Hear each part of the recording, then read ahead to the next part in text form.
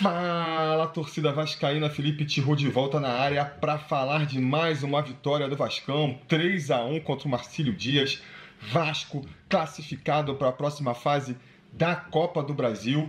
Uma partida que, se você for ver pelo placar, como o placar foi construído, você pode aí colocar como uma vitória tranquila do Vascão, né? Tinha a missão de empatar, o empate já era suficiente para garantir a classificação. Foi no intervalo já vencendo. No segundo tempo, fez mais um gol ainda para poder ampliar a vantagem. O jogo termina 3-1, classificação sem sustos do nosso Vascão. Mas quem viu a partida já tem uma sensação diferente, né? A gente até vê muita gente na rede social reclamando da vitória. É porque a partida ela foi realmente bem ruim para o nosso Vasco. É um jogo que lembra muito até o jogo contra o Volta Redonda, onde a gente também conseguiu o objetivo, né? A vitória, a permanência no G4 do Carioca. Mas a gente viu em campo um jogo muito ruim tecnicamente e um Vasco muitas vezes se deixando envolver por uma equipe tecnicamente muito inferior, né? O Vasco que, cara, consegue jogar ali se defendendo muito mais, né? Dando muito menos chances para times muito mais qualificados, que nem foi o caso do Fluminense, do Flamengo. De repente, sofre um apagão, né? No jogo contra o Volta Redonda, ontem também de novo, cara, e se deixa envolver de uma maneira meio assim, absurda, né? Como é que consegue um time com a qualidade que a gente sabe que esse Vasco tem, se deixa envolver por time, no caso do Marcílio Dias, nem divisão nacional tá, se eu não me engano, né? Então isso deixa o torcedor vascaíno meio na bronca, os mais preocupados já ficam meio que noiados, né? Acho que tem uma justificativa também, né? Que muito a galera mais preocupada já tá, meu Deus, como é que esse time vai se comportar quando pegar um adversário mais forte? E tem também a galera mais tranquila que diz, cara, a gente já viu o time jogando contra adversários mais fortes e não jogou assim, né? Jogar contra equipes mais fracas, o time naturalmente já entra menos focado, já joga mais desconcentrado, e isso explicaria então o porquê desse desempenho mais fraco. Eu acho que é uma resposta que vai ser dada no futuro, né? A gente ainda vai ter mais um jogo contra a Portuguesa aí, que depois dessa partida aí contra o Volta Redonda e agora contra o Marcílio Dias, eu acho que deve ser na mesma toada, por mais que vai ser em São Januário, a arquibancada aí de São Januário, a torcida, né? O vascaíno que vai em São Januário cobra mais do que essas torcidas de visitantes. Quando o Vasco vai para Espírito Santo, foi para Santa Catarina, a torcida do Vasco lá é uma torcida mais festiva, né? Tá celebrando a oportunidade de ver o time ao vivo e tudo mais. Em São Januário a galera já é um pouco mais lenheta. Se o time jogar com esse freio de mão puxado, é capaz de ter um burburinho das arquibancadas, não sei o quanto isso pode influenciar. Mas o fato é que vai ser só quando começar a semifinal do Carioca mesmo que a gente vai ver se o time evoluiu ou involuiu, né? Sabe aquela coisa de que você consegue 3 empates consecutivos? O time vai lá e empata 3 vezes. Aí se no quarto jogo vence, todo mundo, pô, o time tá muito bem, tá invicto a 4 jogos. Agora, pelo contrário, se perde, né? É o contrário. Pô, o time está 4 jogos sem vencer, como é que pode? Então, eu acho que essas partidas contra times pequenos, onde o Vasco... É aquela coisa, ou você goleia, aquela parábola do bater em bêbado, né? Você se golear não fez mais que a sua obrigação, qualquer coisa abaixo disso, você já está em falta. Então, esse tipo de jogos, eles já acabam não sendo muito conclusivos sobre o momento do clube. Vai ser só quando a gente pegar um adversário difícil de novo, que a gente vai poder ver como é que esse time está aí às vésperas do início do Brasileirão, né?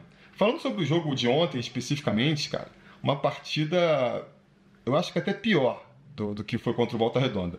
O time se apresentou ainda mais desligado, né?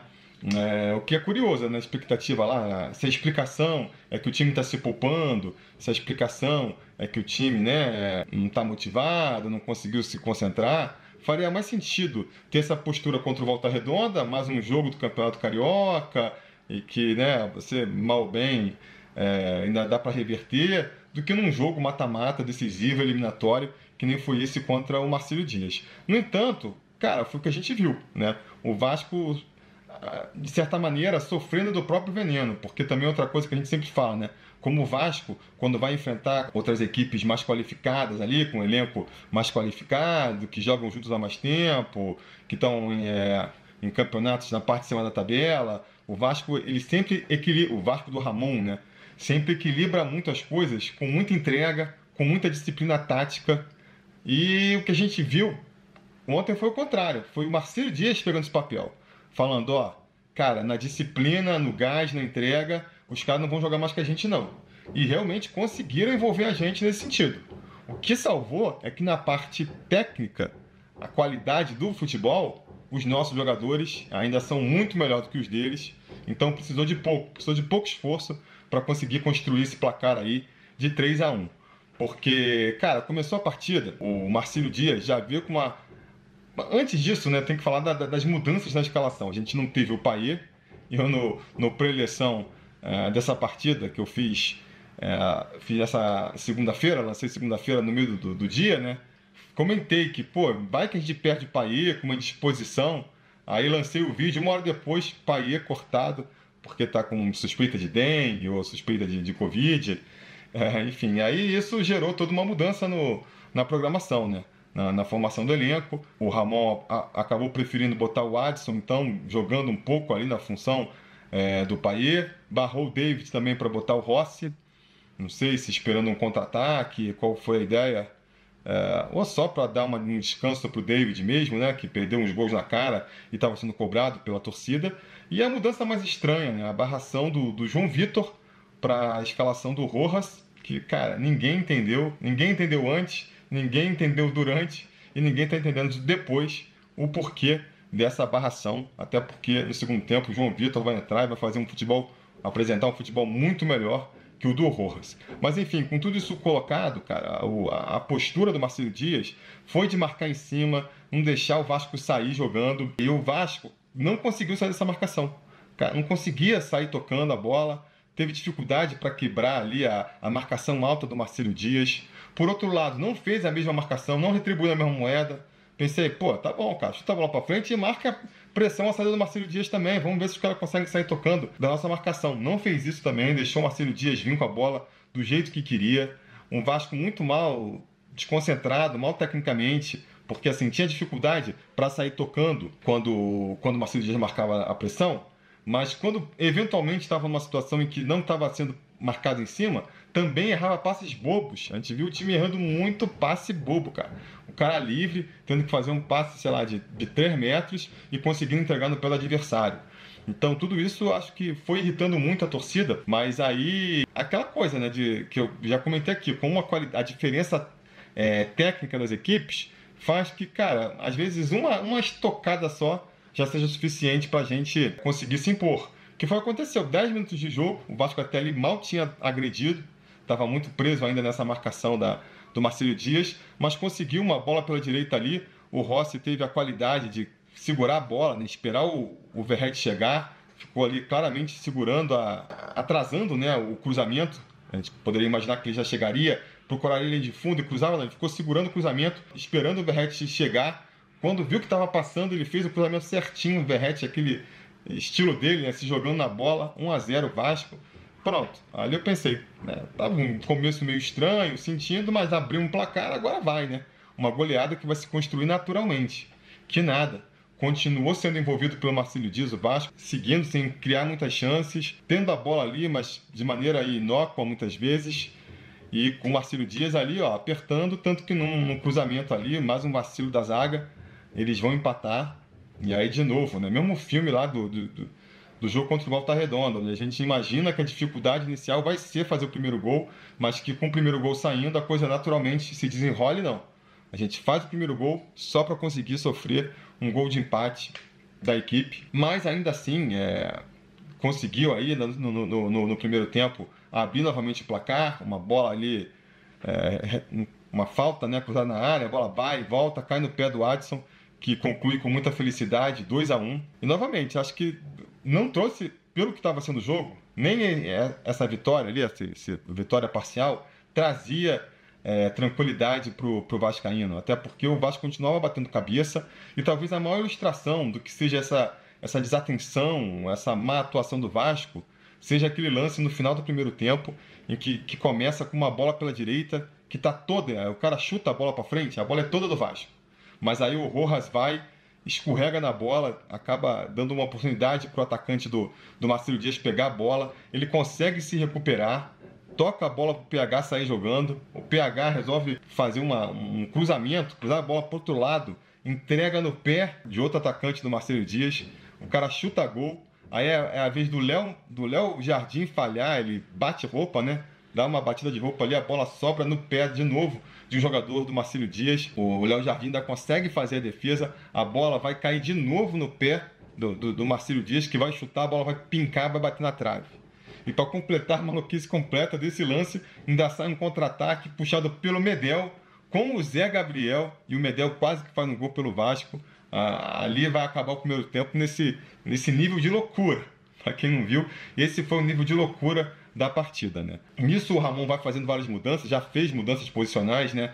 Tem aquela questão aí que eu já tinha comentado no Twitter na semana passada, que eu falei assim, a galera tá contando com o Sforza para barrar o Zé Gabriel, mas se bobear, o Sforza vai acabar barrando o Galgamês, cara. Porque nesse esquema com três zagueiros e com o Payet, ontem não foi o Payet, né? Foi o Watson. Mas enfim, mais um meio-campo com 3 jogadores. Um deles marca muito pouco, né? Que vai ser o Payet ou seria o Watson. Os outros 2 têm que ser jogadores bem marcadores, bem mordedores. E o Galgamês não é esse jogador. Ele é até um jogador interessante do meio para frente. É um jogador que consegue rodar bastante a bola, dar passes ali que saem um pouco do óbvio. O terceiro gol do Vasco vai sair de uma bela enfiada do Galgamês. Mas, cara, para compor o meio campo, pensando defensivamente, não dá. Então a gente já viu isso contra o Botafogo, a gente já viu isso contra o Volta Redonda, a gente viu agora contra o Marcelo Dias. O Vasco com o meio campo, cara, muito despovoado.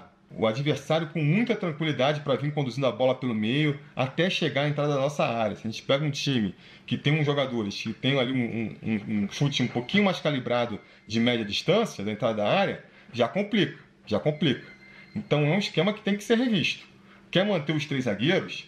Cara, não dá para botar o Galgamês ali de segundo volante. Não, tem que manter o Galgamês porque é importante, por causa do passe, é um jogador diferenciado.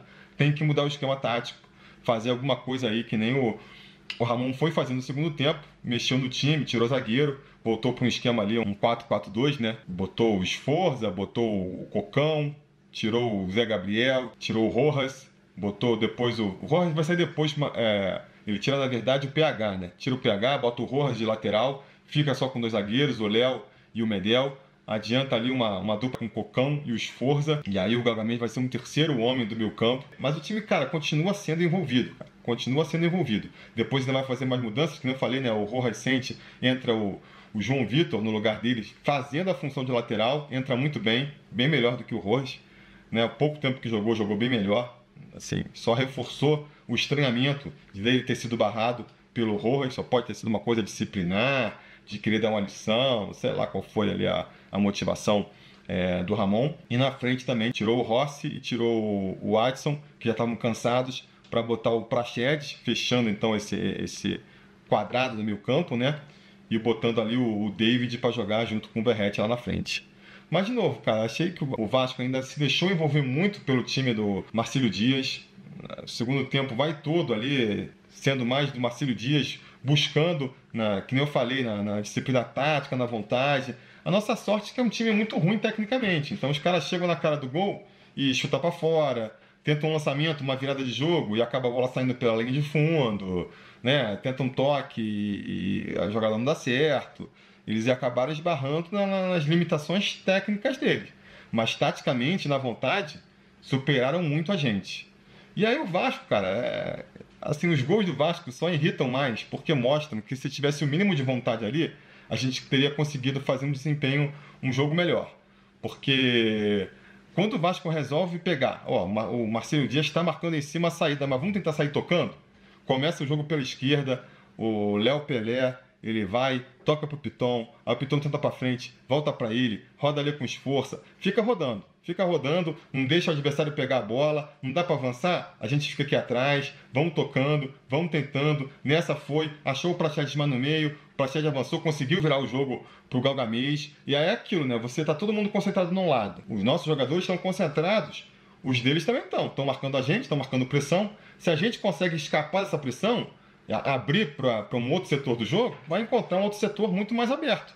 E foi o que aconteceu. Conseguimos escapar dessa pressão, o Praxedes acha o Galgamês dá aquela enfiada linda ali pro David, que não perdoa, faz o 3-1 e ali meio que mata, né? Ali o Marcílio Dias joga a toalha, dali para frente o jogo já fica bem mais morno, porque eles viram que não ia ter condição de... Ali já foi no meio do segundo tempo, mais ou menos, para os caras fazerem ainda mais 3 gols para virar a partida, ia ficar muito difícil, o jogo meio que morre ali, e a gente consegue essa classificação.